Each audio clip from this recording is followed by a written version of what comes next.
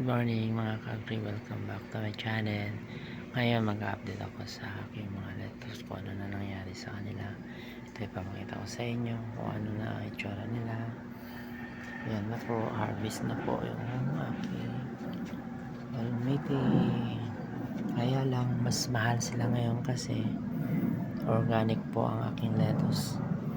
Hindi po siya katulad sa mga ginagamit ng mga hydroponic growers. Ito po kakaiba ang aking ginagamit. Yan pong mga organic fertilizer na ginagawa namin. Yan po ang aking ginagamit sa ngayon. So yan po ang aking scamander. Lalaki na sila, nakakatuwa na.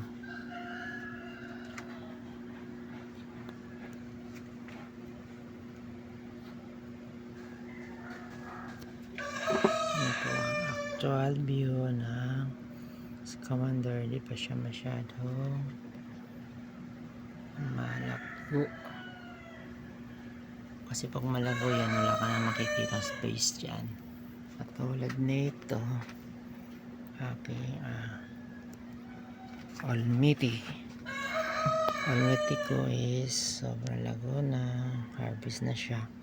Kailang medyo mahal to dahil organic po ang ginagamit ko, organic fertilizer po ang gamit dyan. Then ito, ayan,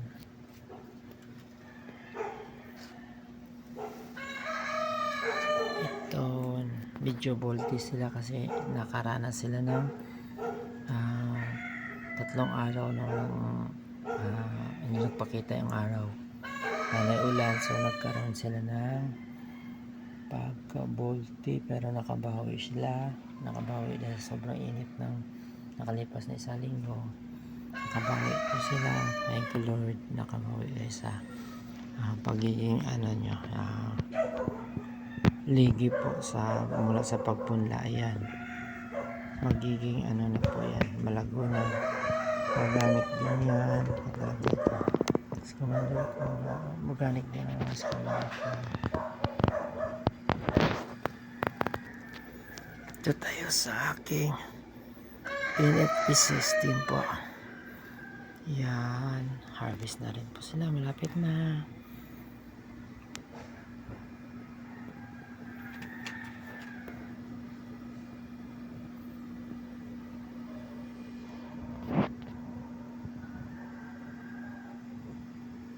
Meron mga DIY dyan.